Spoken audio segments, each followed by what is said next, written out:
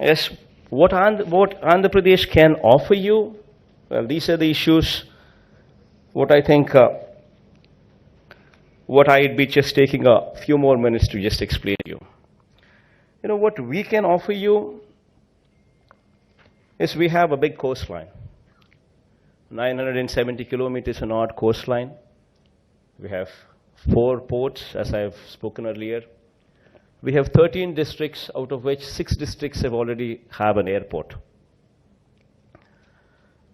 We're going to enhance these ports. By the end of these 5 years, we will actually be coming up with 4 more ports. So that would make basically 8 ports. As I have said earlier, with these ports, we would add value. What we can offer is what Andhra Pradesh needs, I would say. Aqua products, I think, Harish Anna just spoke some time back about the blue economy and what kind of aqua exports we have. What kind of, and he also spoke about the rice bowl for the country being from here. But what we are lagging also, I would just speak about it, where we need your support and where we need your help, is to come up with, build standards for global markets. This is something what we need your help on. We manufacture products, but are they to the global standards? That is something where we need your help. We also want these gaps, good agricultural practices, the global standards.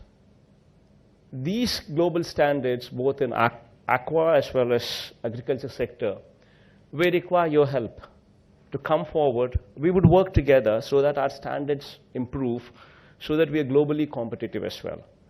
So that, we help each other in a big way, be it agriculture, be it the marine part of it. Productivity is one other area where we have ample land.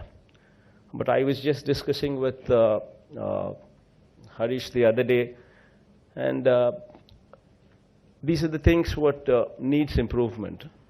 For instance, we have coffee, where per acre yield in coffee of ours is 250 kgs, and in Vietnam, I was told, is 7 to 8 tons, 7,000 kgs to 8,000 kgs is what I was told.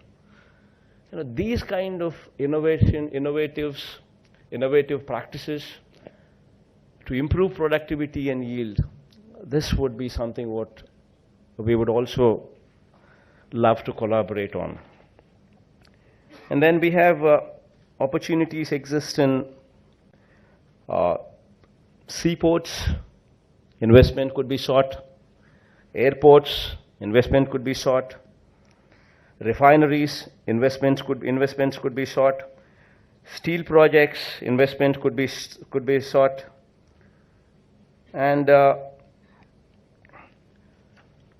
water management investment could be sought.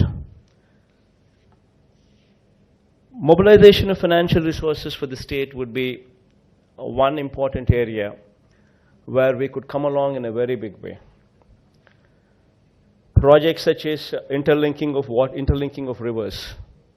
We have a situation where we are the fag end state, we are the tail end state. So we have a situation where interlinking of rivers is a very essential part to stabilize this agrarian economy. We have a situation where we need your help there to interlink Godavari to Krishna, to stabilize the water needs there, where both of us can come together in a very big way. We need clean drinking water, where both of us can come together in a very big way. We're also wanting to bring about green revolution, where we want to actually scrap the diesel buses, the public transport system of diesel, and get into electrical buses in a very big way. So this could also be an opportunity where both of us, all of us could come together in a very big way. Food processing, research universities, airports and seaports I've just mentioned earlier. Metro rail also in Visakhapatnam is something what is being seriously contemplated. That could also be an area where we could come, where we could work together in a very big way.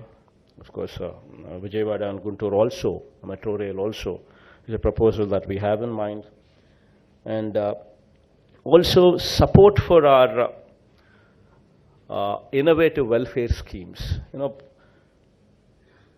what we are contemplating, you know, people of the state have given this kind of mandate, what was never experienced in our state. And to be very sincere, this kind of mandate has come because people's expectations are so high.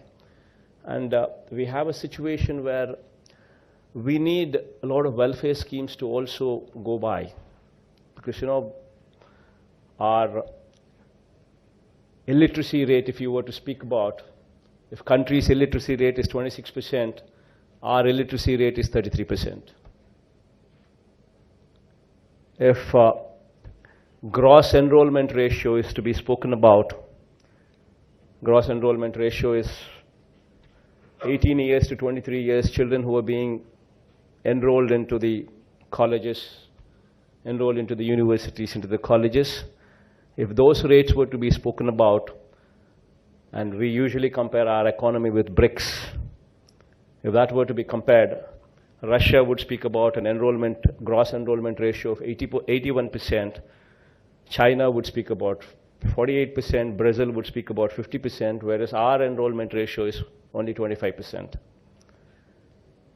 So these are the areas where, you know, we could actually work together in a very big way in improving our society, in bringing into focus, as I've recently spoken about, agrarian situation. We are basically an agrarian community with 62% of our population totally dependent only on agriculture, where there are a lot of good schemes that the state government is thought about to improve the life situation of the farmers, of the ryots, where help would be solicited. A modernization of schools, modernization of hospitals, to everything else, where countries who could play a big role in coming together to help us in a very big way. So all these opportunities, all these things what I think I've spoken in depth. All what I'd like to say is, while I just spoke about the narratives, what my state could offer and what my state is all about, all what I can say now is,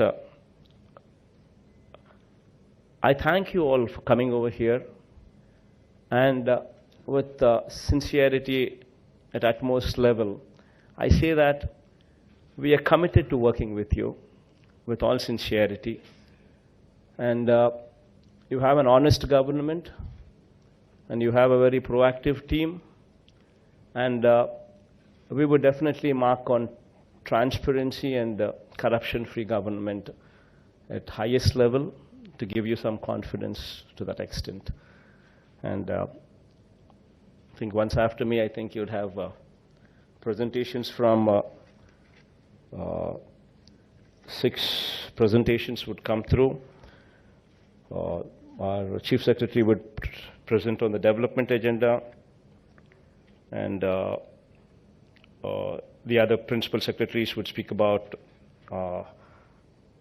industry and investment, social welfare programs, Navaratnalu that we boast about, health, tourism, Buddhist,